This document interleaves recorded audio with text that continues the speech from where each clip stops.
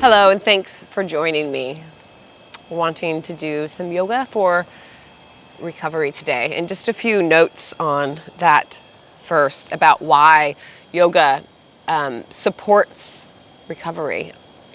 Really all different types of recovery, but I'm speaking of addiction recovery. As many of you know, that I have gratefully been in sobriety for about 8 years from a very quite devastating drug and alcohol addiction. And yoga was a massive support for me. And I really didn't know why at the time, and I didn't care. It was like, but it was, it was helping, and I wasn't really sure why. Didn't ask questions. But in hindsight, being able to look back and to realize what was going on is that, addiction creates separation.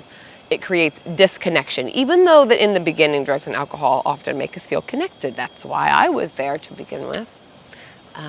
It was a solution to my everyday problem of not feeling connected, which is often what becomes an addiction. Prior to that becomes a behavior to solve a problem of discomfort, of pain. It is an intelligent way that we are trying to find homeostasis, yet it goes haywire and has the possibility to turn into addiction. So this creating so much separation ends up creating so much separation within ourselves, much less with all of our relationships and within the world as well, but so much separation within ourselves. And yoga means to yoke, which is kind of a more archaic word of like to bring together. To actually like to bring an ox to a cart is what the word is from. So yoga actually means connection. So whenever I first started doing yoga, I was in a treatment center actually, and even things like bring your right hand to your left foot, like it was just really interesting, like all of these little connections were so helpful. Or to think about my breath for the first time, this connection to understand what was going on in my body. And my mat became to symbolize a place where I could check in with myself, because my outside world was very loud. I kept it very loud and chaotic. So just a place to come and check in, a place where there wasn't as much noise from everything, and it was me and me. Some days that was really challenging, very challenging to listen to what's actually happening, and it's hard to hear often. So having that space is very important. But then also just to come back, in a lighter sense, when we are using yoga to come back to ourselves every day, we're creating a pattern, whether it's every day or once a week, we're creating a pattern of stepping onto our mat and saying, I'm carving out some space for you. Like me and me, let's do this. Because we haven't been doing that in addiction. We're not doing that. And yoga supports that self-relationship. So for me, yoga is so much less about this pose or that pose. Yes, they're fun, that's great. It's not about flexibility. It's about creating a relationship with ourselves. Because from that place, that's where the recovery is born. That's where it stems from. And the behaviors that lead to an addiction at one time were our attempt at resourcing and supporting our pain. But yoga helps us self-resource. So instead of having to reach for something outside of us, we begin to self-resource through our breath. The breath is the language of our nervous system. We can really change the way that we feel with our breath. We begin to self-resource by noticing what's going on with us so that we can respond to life where we used to likely only react.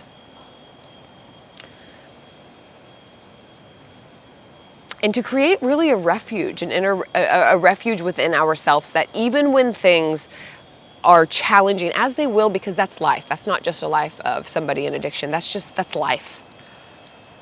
And that when that happens, we can create space around it rather than immediately needing to fix it. Because it's that human desire to fix something when it doesn't feel good that leads to these behaviors that can take some of us all the way down.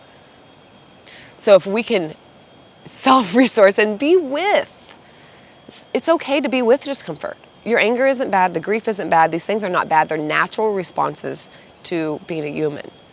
So we can create space around that to be with, make our arms wider to hold that stuff, then we can navigate life a little bit more gracefully, and recovery can lead us, can support us. That being said, that's just a little nutshell spiel about my kind of take on yoga and recovery. There's not like certain poses for recovery or something like that. It's not formulaic. We're not fixing a problem with a yoga pose, or yoga is not going to fix it. And we don't need to always be fixing something. We're just going to be with it. So it's learning to be with.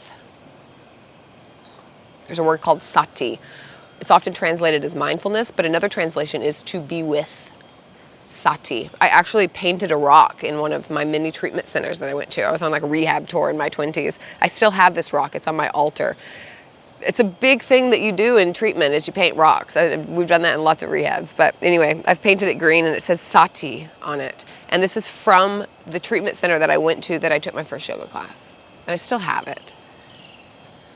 To be with. I don't really know what that meant at that time, but it slowly has meant so much to me. So, to be with yourself.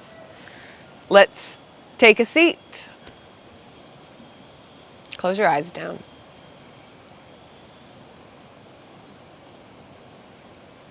And taking a moment to listen.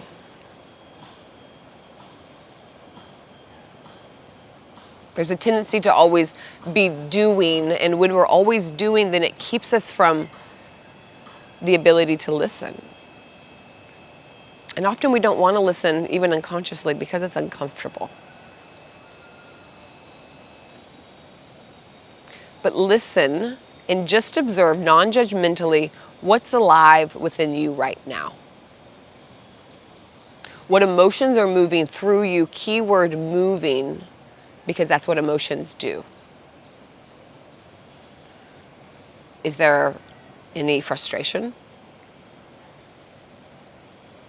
Or anger? Or joy? Or anticipation, like, will this lady quit talking if we can move? Like, what's going on? And whatever it is, whether it's something that you think is a good thing to feel or a bad thing to feel, can you let it be there and be with it?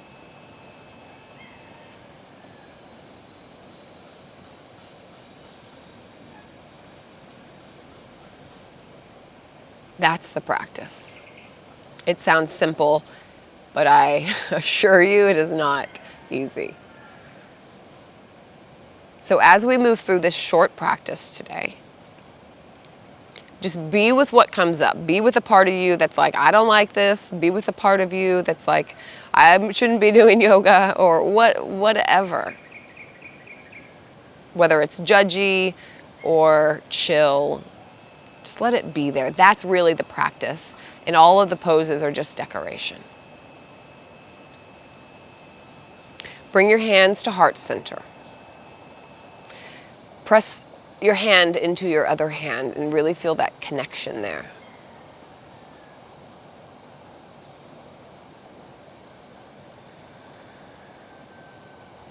This might be your first time practicing. You may not know why you're here.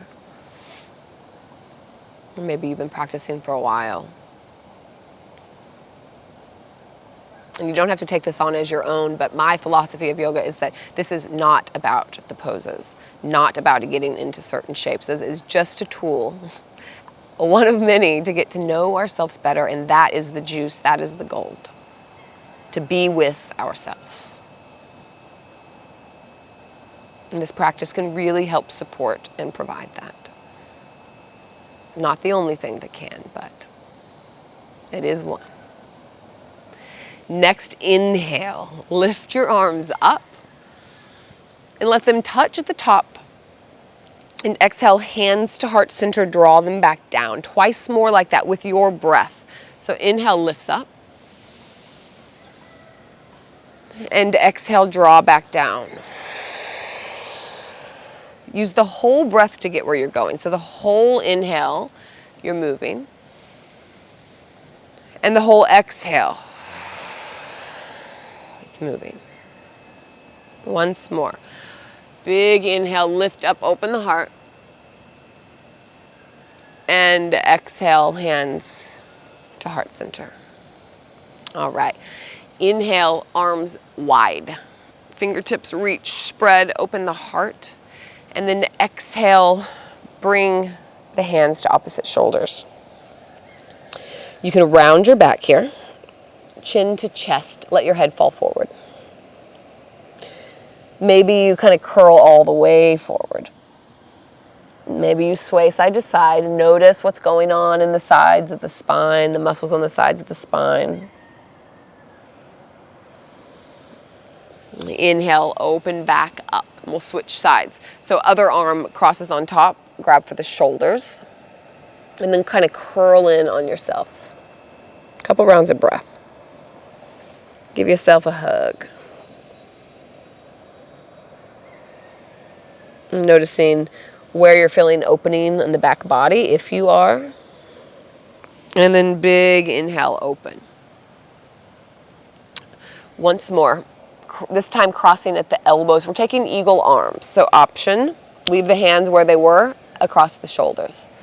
Backs of the hands can touch, fronts of the hands can touch. Different options. This is called eagle in the arms. And we're going to do a cat-cow. So we'll curl forward. And then inhale, lift up. So any option with the arms, just getting movement in the spine.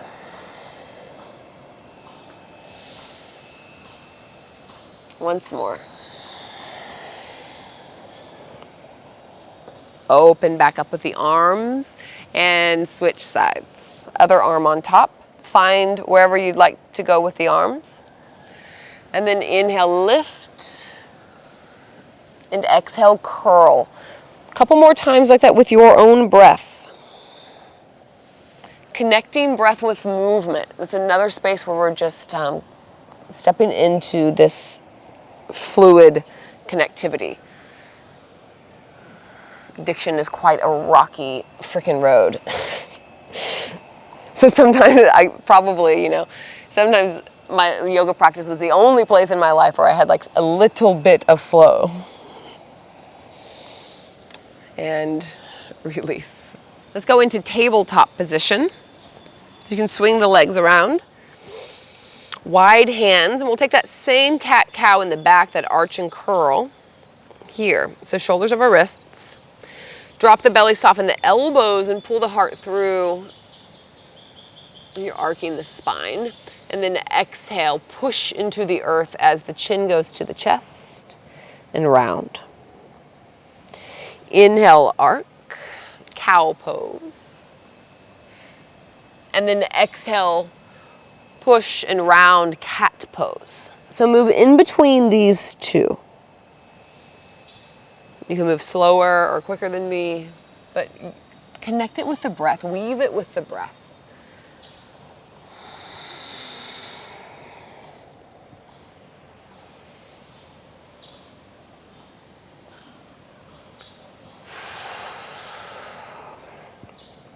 All right, put the weight into the right hand, and we're going to draw the left arm up.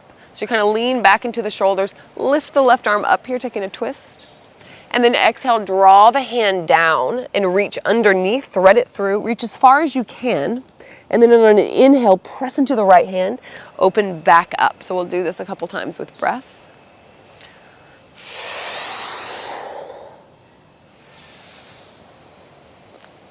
Once more, and this time stay down. Your left cheek can come to the ground. You're just tilting the right hand up.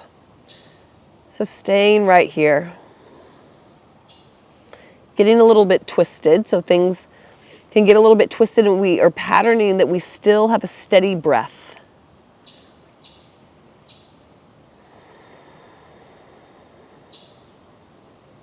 In spite of, have this little through line, creating a through line of sturdiness. Press down into the right hand. On your inhale, lift all the way up and back. And wave the hand back down. Take a cat-cow in between. And let's switch sides. Put the weight into the left hand. Inhale, right arm lifts all the way up. Gonna lean back into the shoulders. And then exhale, thread through, reach as far as you can. Cheek comes almost to the ground, and then press and lift back up. Again.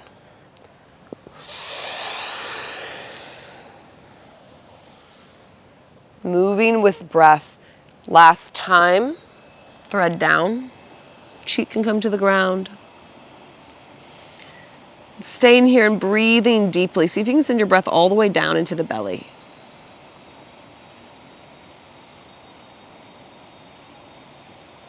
This practice is so much about noticing, about becoming woven into the present moment, whether that is on the mat, off the mat, but we practice it on the mat. Like this is where we can practice being present so that when we go into life, as 99% of our life is going to be out in the world and it's challenging, that we can pattern presence, pattern and awareness rather than getting stuck in habitual reactivity. Come all the way up on your next inhale, unwind. And right hand plants again. One cat-cow. And tuck your toes, and we're gonna go into downward facing dog. So lift the knees up just a little bit and the hips go up and back. And let's take a really lazy down dog here. So make it a little bit shorter than maybe you normally would, or maybe it's your first time here. Just spread your fingers wide, spread your feet, or your toes, spread your feet, and bend your knees really deeply. So we're not looking for any certain thing here. We're just getting kind of a full body opening. Maybe you're feeling it in your back or your hamstrings. Heels do not need to touch the ground. They're just going in that direction. You kind of imagine that they're weighted a bit. And then slowly walk towards the top of the mat. Keep the knees really bent and fold forward.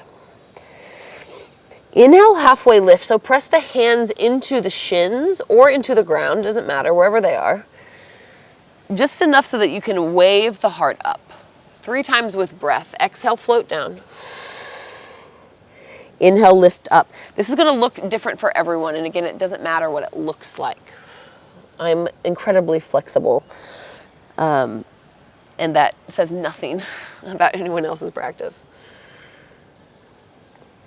Inhale, lift up. All right. So we're going to take a big step back with the left foot. The feet are on train tracks here, meaning that they're not in one line. They're separate a little bit.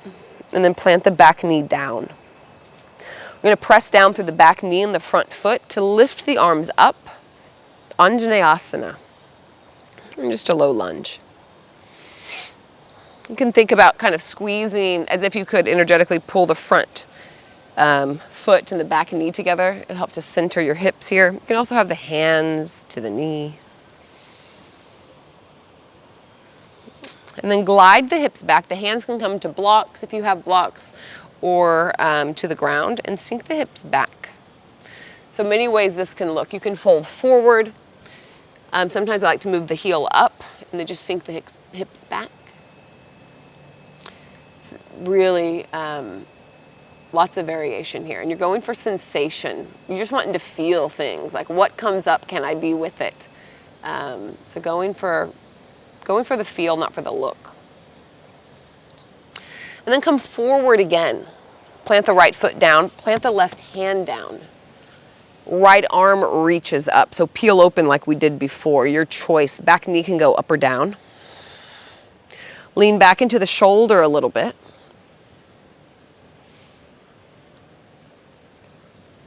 One more big inhale. And then the exhale, right hand comes down. Take a big step up, left foot meets the right. Inhale, halfway lift, and exhale, wave down. Twice more with your breath.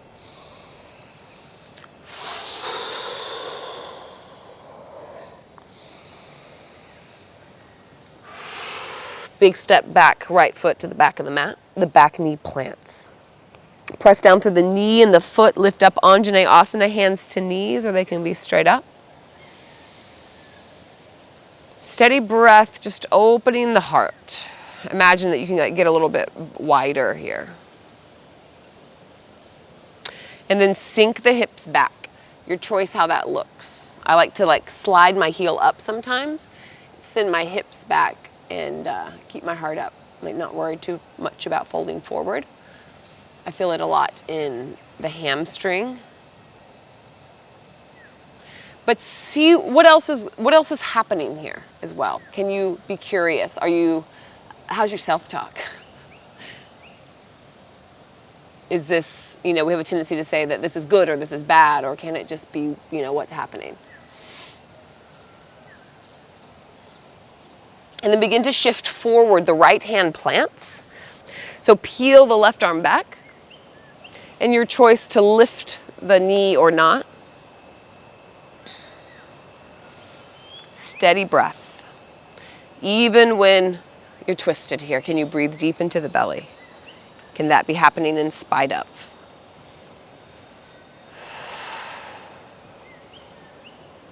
And then slowly, left hand plants. Take a big step up.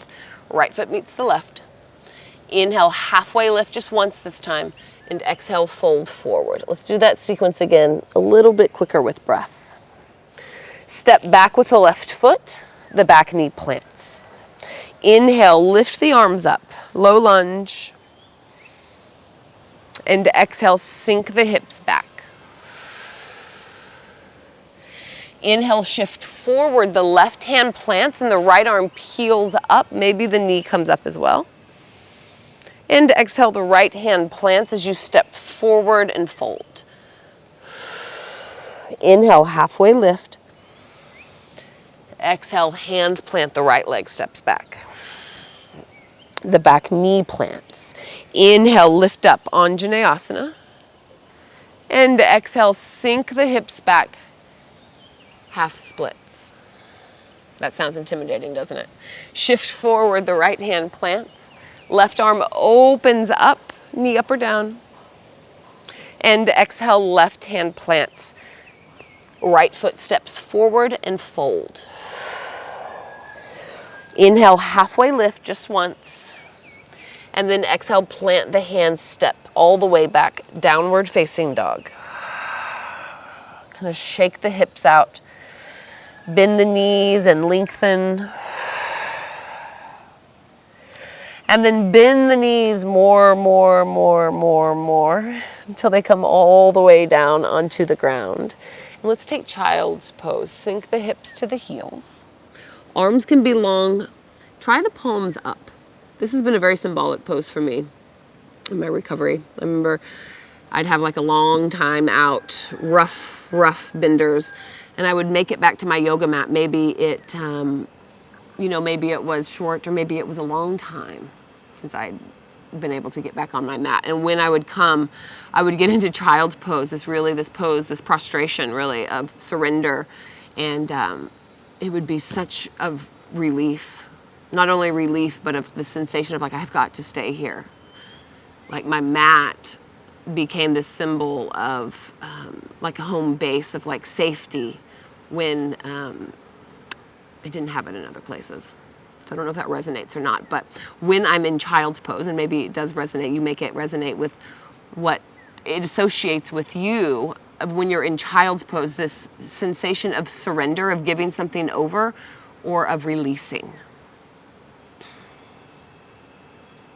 Take it or leave it, but 3 rounds of breath.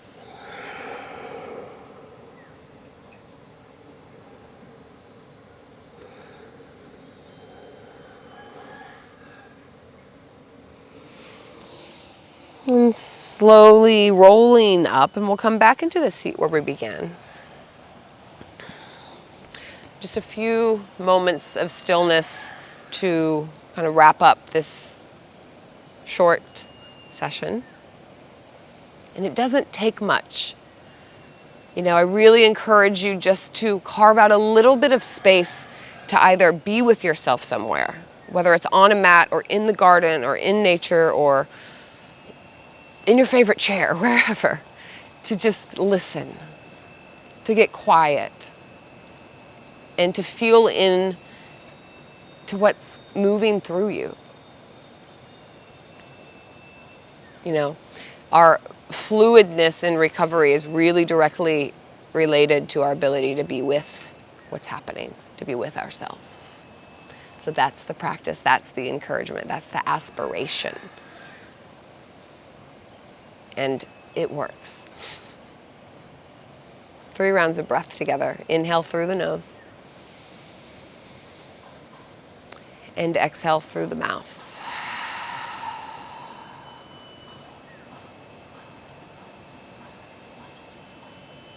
Maybe make it audible. Once more.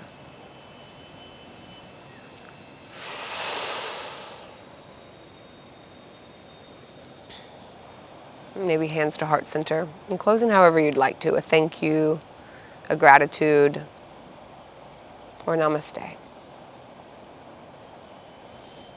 And thank you so much for spending this time with me. I hope that you found something to benefit here. I have lots of talks around recovery. There's a playlist somewhere else in the YouTube lineup if this resonated. And I am just so grateful for recovery. I definitely, absolutely never thought that I would be one to ever find it or figure it out. And yoga was a really big support for me. And it's not a problem solver. It's not quick. It's not going to be across the board, but it is a tool and a support that if you are curious, I hope that can help you as well. And please reach out if you have any questions. I also run a program called Emerge. This is like my favorite thing. I teach in lots of capacities, but Emerge is like my heart project. And it's an online live course, though, that I go through, and it's 8 weeks, but I think I'm extending it to 10 weeks. And we go through emotional intelligence, nervous system, relapse, trauma, self-relationship. It's this massive, there's so much in there. It's woven with Buddhism, yoga, neuroscience, and modern psychology. And it's beautiful. And it's a space where we come together with all of our stuff. And we show up as humans, and everybody does that. And it's pretty magic what happens when we can show up and be with ourselves in a group. So there's a link below for that. And that's all I got. I'll see you next time. Namaste.